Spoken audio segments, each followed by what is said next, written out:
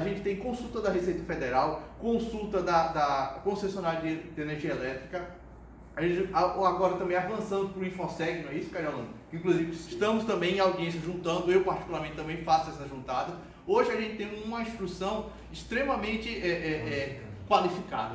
A expressão é essa mesmo, Manuel, que nos dá hoje um respaldo para a gente, em audiência, trabalhar esses processos, e naqueles processos que não dependem de audiência, fazer manifestações específicas, manifestações fundamentadas, para procurar manter o indeferimento administrativo daqueles processos em que não comporta acordo, em que a Procuradoria tem um entendimento que naquela situação a autarquia está fundamentada e a autarquia tem razão. Então, a gente avançando nesse aspecto de tirar do judiciário essa gama de processos em que a Procuradoria transaciona, a gente vai ter mais tempo para poder instruir ainda melhor os processos que vão necessitar da defesa firme da Procuradoria, e até nas instruções em audiência, durante as oitivas, durante a tomada de depoimento pessoal, a gente poder até fazer uma instrução talvez até um pouco mais demorada, para estar em outros aspectos que talvez naquela gama de processos que a gente pega no dia, que às vezes a gente tem pauta de 50 processos por dia, entendeu? Para a gente poder investigar mais, a gente poder fazer um trabalho de garimpar ainda mais dados para poder manter aqueles indeferimentos, porque ainda tem uma margem, é pequena, é verdade, porque a gente avançou muito, mas ainda tem algumas procedências, e talvez nesse aspecto, se a gente tivesse mais tempo, com um volume de processo menor, a gente avançar também para poder aumentar ainda mais o nosso índice de ganhos. Então, é nessa linha de pensamento que vem essa reunião de autoridades, para que esse contingente de processos que hoje a Procuradoria transaciona, esses processos possam ser deferidos administrativamente e tirar essa demanda do Judiciário, tirar esse ônus também da Procuradoria e esse ônus social também, porque agora falando sobre o aspecto do segurado. Esse segurado que teve o seu benefício negado, não por má fé, nem por dolo, nem por malícia do servidor, nem má vontade, porque a presunção é de que todos os colegas aqui têm compromisso, e eu acredito piamente nisso, mas muitas vezes por falta de segurança. Então, o ônus social também para o segurado é grande, porque ele vai ter gasto com o advogado. Não tem nada contra o advogado liberal que exerce a sua profissão. É uma profissão digna de aplauso, de reconhecimento de todos nós. Mas tem muitos benefícios que poderiam ser considerados administrativamente e que o segurado não ia precisar gastar, né, Manuel Eusébio, Alando, de mais colegas, com o honorário de advocatícios. Nada contra o advogado, volto a insistir. Mas são direitos que poderiam ser reconhecidos administrativamente e evitar esse ônus para o segurado, que muitas vezes, além dos ônus com os honorários de advogado, também eles precisam fazer deslocamento, ir para o fórum, participar de audiência, né? Tem ônus com transporte, alimentação, tem que levar testemunhas. Então, tudo isso cria um ônus social para o segurado, e ele vai ter, no final das contas, o seu direito postergado, onde ele poderia estar gozando do seu benefício, trazendo progresso social e econômico, não só para a sua família, como para toda a comunidade. E a Previdência Social tem esse aspecto de justiça distributiva, né? Principalmente na figura do segurado especial, do LOAS especialmente, mas também no segurado especial, onde a gente tem esse retorno do Estado para aquele cidadão que não teve inserção social, não conseguiu adquirir uma profissão, digamos, mais qualificada, foi trabalhar na roça, mas está dando a sua contribuição para a sociedade. Não é mesmo, doutor Danilo? O camarada está lá, com a sua enxada, produzindo e alimentando sua família, ele está dando retorno para a sociedade, né? Então, o Estado também tem esse ônus, tem esse dever de reconhecer essa situação, esses aspectos sociais, e retribuir isso para os cidadãos, não é verdade? Então, é nessa área que a gente quer avançar, nesses processos que poderiam ser considerados administrativamente e hoje estão indo para o Judiciário. Cariolano, o que é que você pensa sobre isso? Sobrou alguma coisa para falar? Olha, assim, não é culpa do servidor, nem do procurador, nem do juiz, né? Só para vocês terem ideia, teve um mutirão aqui em Arapiraca, que um juiz de 100 julgou cerca de 60 processos procedentes, enquanto o outro julgou 7, 8 procedentes. Por que isso? O sistema é ruim, a lei é ruim e o sistema é ruim. Então, essa parte do LOAS e do trabalhador rural, que é o que deságua mais no processo judicial e em audiência, chega lá com a carga de subjetividade muito grande. Quem é o rural, quem é o miserável. Então, essas nossas visitas tiveram esse enfoque, né? Além de conhecer a realidade de vocês em cada canto aí de Alagoas, é buscar a gente se unir mais, porque com as ferramentas de tecnologia que a gente tem hoje, é possível a gente passar uma sentença para vocês, uma experiência de audiência, para que vocês, na medida do possível, se puder reproduzir ali na ponta, né? Então hoje a gente consegue descaracterizar, por exemplo, o trabalhador rural, olhando o endereço dele no site da Receita Federal.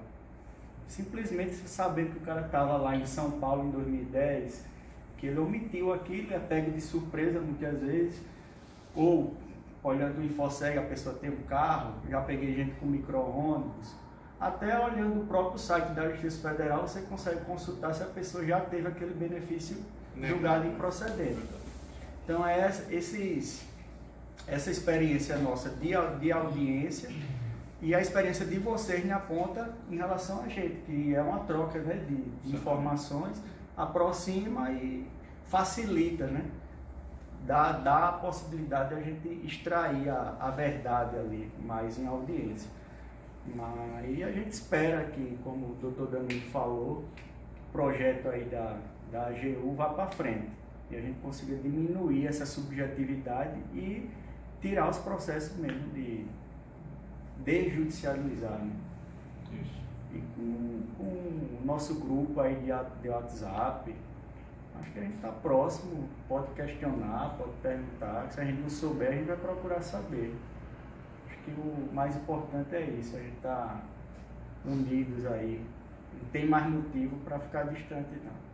Porque como o Danilo falou, antigamente, como aqui em Alagoas foi feita algumas visitas, eu estava em Valadares na época, no interior de Minas, a gente também chegou a fazer essas visitas, mas nunca ia para frente. Então acho que hoje o ponto favorável é a tecnologia. São as redes sociais, é o grupo, a comunicação está muito rápida, né? E é contemporânea mesmo ali, né? No dia. Instantânea, né? Instantânea. Às vezes estou com segurado aqui, não sei o que é que eu faço, e aí o doutor Nelson está sempre ali de prontidão. Doutor João também. E ajuda bastante. E pode contar com a gente aí, o que for preciso, é um barco só. Com certeza. Aplaudir o doutor João. Passar a palavra para o doutor Nelson aí, que é o cerimônia. Mas repare só, o Cariolando, Danilo, doutor João, Manuel, Alando, Roger e demais colegas. Essa semana mesmo eu estive em 2 agências, né? Delmiro na segunda-feira, Santana na terça e o Arapiraca agora na sexta-feira. E eu dialoguei muito com os colegas lá de Delmiro, Santana e agora tenho essa oportunidade de conversar com vocês. Hoje o INSS está passando por mudanças, por transformações que inimagináveis, né? Eu acho que talvez os colegas que tenham um pouco mais de tempo de casa, né, nunca tinham visto uma revolução tão gigantesca assim em tão pouco tempo. O primeiro foi o fim da entrevista, doutor Danilo, depois foi a questão do GET, depois a central de análise, agora veio o BMOB, agora veio o ofício circular 25, né, Roger? Que criou tanta controvérsia aí, e hoje a gente continua criando, né, Manuel? Continua criando. E hoje a gente... Os pontos que a gente tem que cumprir. Sim, também a meta, né? As metas. A meta que você tem que cumprir diariamente, e é para cumprir e pronto. Essa meta é inimiga de Né? toda essa Até engrenagem. para entrar no PMBOB, o colega tem que primeiro cumprir a sua meta para poder começar a bonificar, né? Assim? A partir de setembro. A partir de A partir de setembro, né, Roger? Porque vai ser criado esse SEAB e vai ter o teletrabalho. É a SEAP, né? SEAB e Isso. SEAB, que é o teletrabalho e os 100 presenciais. Uhum. E aí, os colegas têm percebido que a tendência da autarquia tem sido tirar o segurado da agência, não é isso?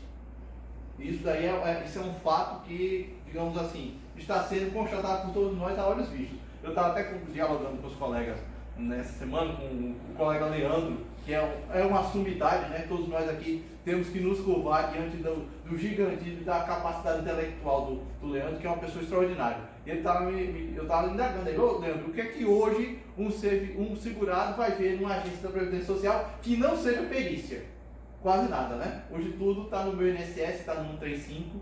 Então, como o Carolão está falando, é a tecnologia avançando, doutor João, cada vez mais, digamos assim, nos arrebatando, usando a linguagem do meio religioso que o doutor João de Deus tanto domina, né?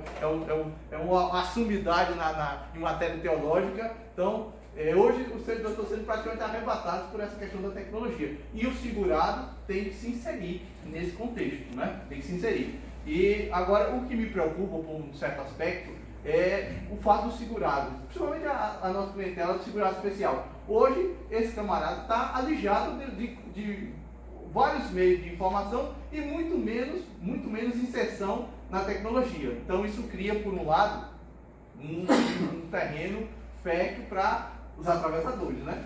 Ou está dialogando com os colegas essa semana, tem sujeito que está cobrando R$500 para poder imprimir uma carta de concessão do benefício. Entrar lá, pegar a senha do meu INSS do camarada, entrar lá, aí diz, não, eu vou até a gerência do INSS em Maceió para tirar esse documento. Aí imprime em casa mesmo, entra no meu INSS, imprime em casa, entrega uma folhinha, papel ofício, R$500 segurado.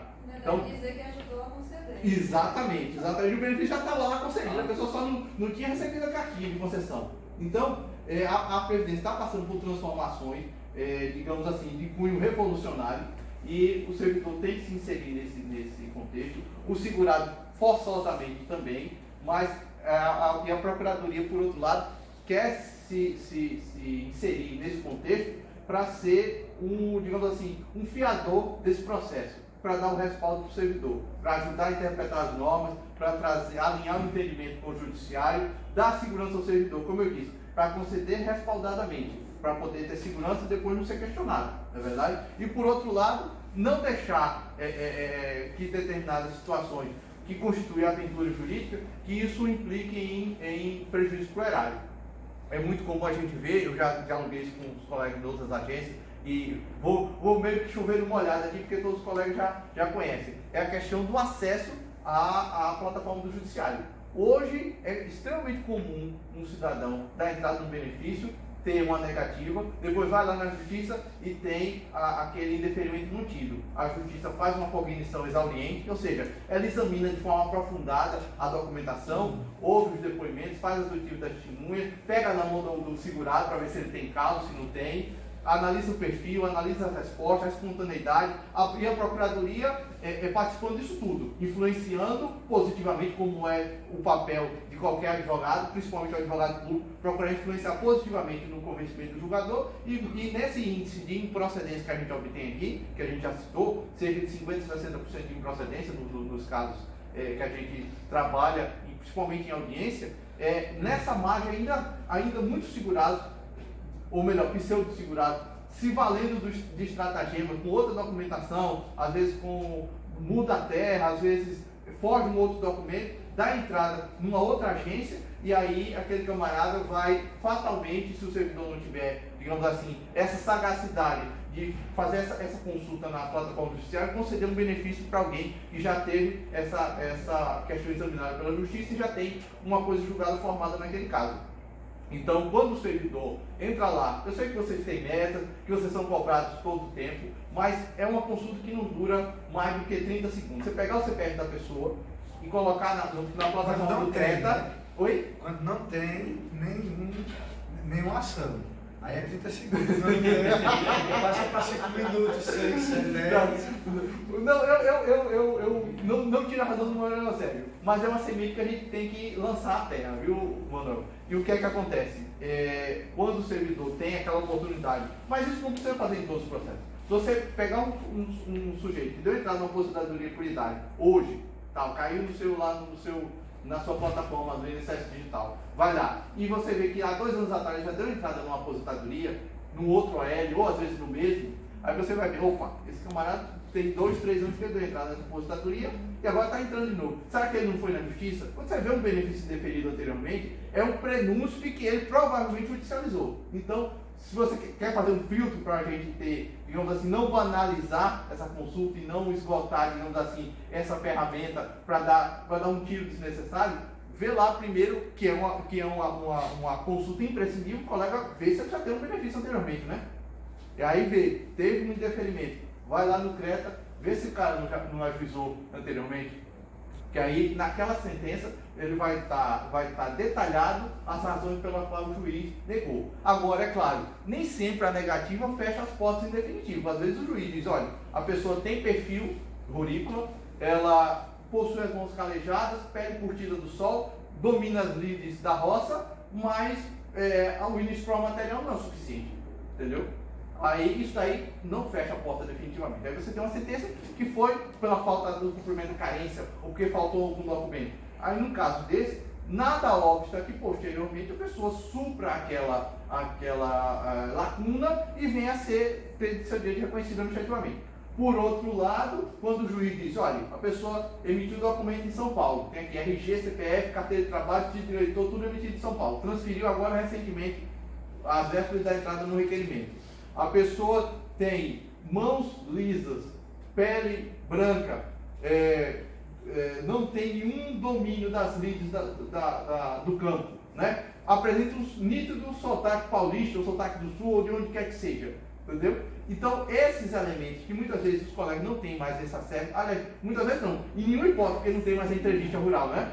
Então, nessa situação aqui era um elemento importantíssimo, que eu até hoje me ressinto da falta da entrevista. Mas a gente vai procurando adaptar e buscar outras bases de conflito, né, doutor? Esse acordo de finalizar as judicializações. Porque aqui a gente só vê documento. Não vê a pessoa. A gente só está vendo ali tudo virtual, nada mais presencial. A gente vai olhar a foto e ainda quer fazer uma análise visual da situação, mas é muito difícil. Quando a gente estava na lida lá com o segurado, na entrevista, era muito mais certeiro, até tanto para conceder como para interferir. Verdade. E agora, findando isso... Eu acho que o ideal, se a gente tivesse uma outra época, seria ter a entrevista e ter essa flexibilidade, por exemplo, no início de prova. Porque às vezes a pessoa domina, na entrevista ela respondia tudo da roça, tinha perfil, mãos calejadas, só que o critério que a autarquia usava para início de prova material não supria o que a pessoa precisava. Quando chegava lá na justiça, né, aí a gente fazia um acordo. Hoje, talvez, se a gente ainda tivesse a entrevista com essa linha de orientação em relação à análise documental, talvez muitos desses benefícios seriam conseguidos. Na verdade, a comprovação ela era bem rala, né? Principalmente depois do parecer 3136. Quando havia essas características todas, qualquer provinha ali no meio, junto com a declaração do sindicato, por exemplo, já resolveu. Vocês acatavam. Já era possível a homologação. Então, a legislação foi mitigando essa falta que é natural dos agricultores. Mas a falta de entrevista ainda hoje é sentida. E para essa união aí do INSS com o judiciário, na tentativa de impedir a judicialização, vai ser um óbice muito grande a falta desta. Porque, sem sombra de dúvida, hoje a audiência de instrução está se vendo como entrevista. Hoje o mandato da governadora, hoje uma audiência judicial, onde o magistrado, o procurador e também o patrono, que também está, digamos assim, procurando, dentro do seu papel, defender os interesses do seu cliente e mostrar a procedência, a fundamentação da pretensão deduzida de juízo, todos os atores processuais estão irmanados ali em mesa de audiência para buscar apurar a verdade. Então, hoje, a audiência realmente está fazendo as vezes do que era a entrevista rural, porque antigamente existia a entrevista e eram exauridas todas essas questões. Hoje, esse papel de exercer essa colheita, de desempenhar, melhor dizendo, essa colheita das lides da roça, do modo de vida do segurado, hoje quem está fazendo é o juiz, é o procurador, é o advogado. Então, o Manuel tem razão. Talvez isso possa ser um elemento que possa dificultar, mas não inviabilizar. A gente pode buscar outras formas de tentar suprir isso daí. Eu pelo menos quero crer, quero ser otimista. Eu particularmente acho que vai facilitar. Não. Agora, se vai ser certo, se o tiro vai ser mais certeiro, porque a entrevista era muito boa. Agora tinha muita entrevista padrão. Copiar colar. Tinha entrevista que as pessoas respondiam corretamente, e aí o final era, salvo o melhor juízo, não comprovou a carência. Uma coisa assim. Então, a verdade é que a maioria das entrevistas era assim. A maioria. Mas é porque Agora, a padronização ajuda. ela ia de cada servidor, né? Não, E cada não, servidor lógico. mantinha o seu padrão, mas a sua análise